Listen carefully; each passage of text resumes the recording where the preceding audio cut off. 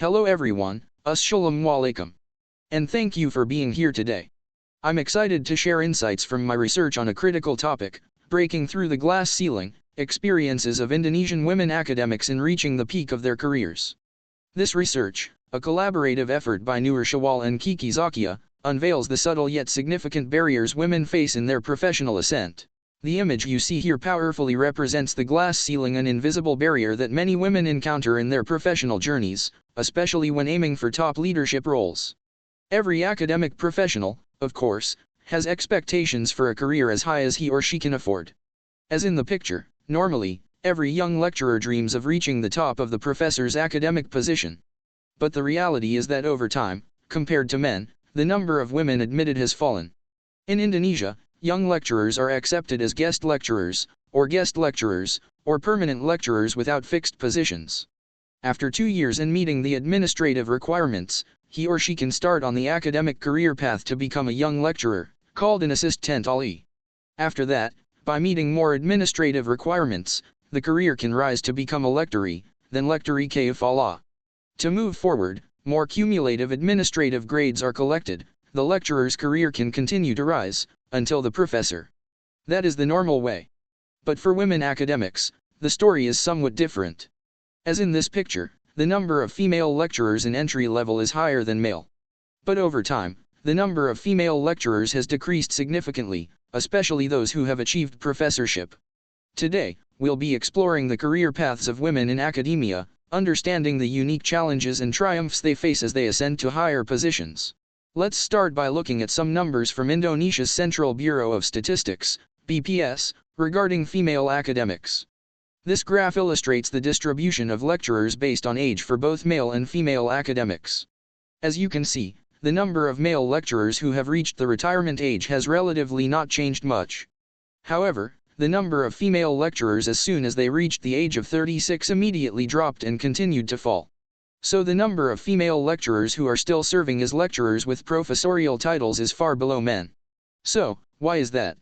One significant factor is the prevalence of male-centric models of success, which often disadvantage individuals with caregiving responsibilities.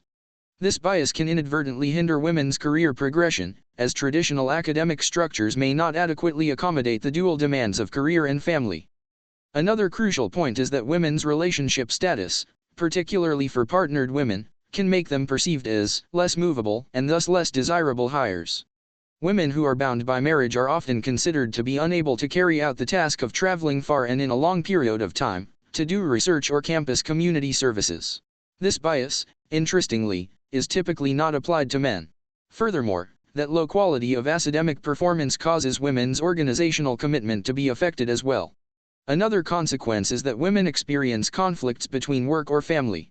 So women face two sides of pressure, from the organization as well as from their social environment. This highlights the need for supportive environments that address these unique challenges. Now, you might ask, why bother? The answer is clear, as stated by Australian National University researcher, Veronica Taylor, utilizing all available human resources, including women, will promote economic growth because the best talents are employed across all sectors regardless of gender.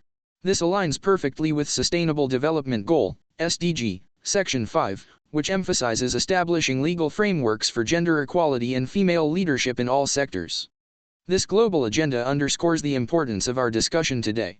The barriers women face often appear in subtle forms, such as the devaluation of women's authority or exclusion from networks. These are precisely the invisible obstacles that define the glass ceiling. This image beautifully captures the essence of the glass ceiling. It can even exist in what might seem like a luxurious setting, like a sedan with a sunroof. The glass ceiling sometimes looks dazzling, even luxurious, not an obstacle, but in fact it's still separating, limiting, segregating, yet invisible. The glass ceiling is defined as a series of invisible barriers, both structural and cultural, that impede women's career advancement towards top leadership roles within an organization or profession.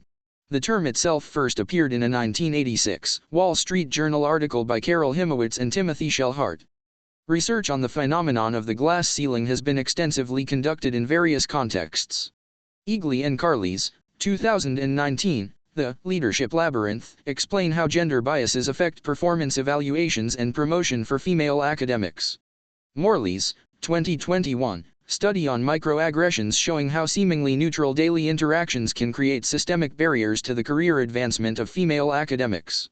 Sandberg and Grant, 2023, identify the phenomena of interrupting and idea appropriation, called manterrupting and bra-appropriating, faced by female academics in meetings and academic forums, where men forms an in-group feelings and opinions.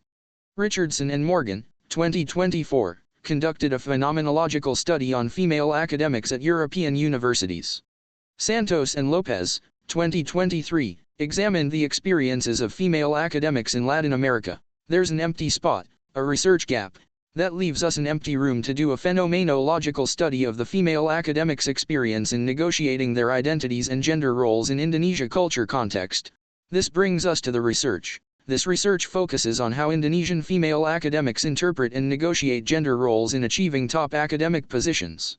To explore this, I purposely interviewed 4 female professors about their experiences in pursuing their career paths. 3 of them are in STEM fields, and 1 is in linguistics. Of these, 3 are married, and 1 is a single mother, with 2 having children. These intensive in-depth interviews were conducted between March and May 2025.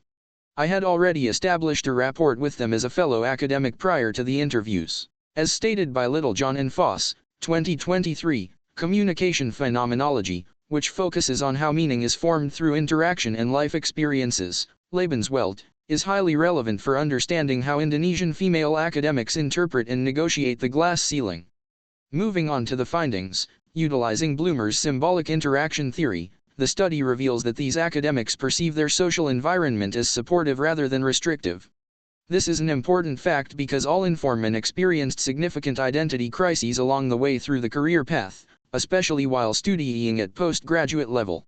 Professor number 1 described her doctoral studies as triggering severe stress in the first year, questioning whether she truly deserved to become a doctor.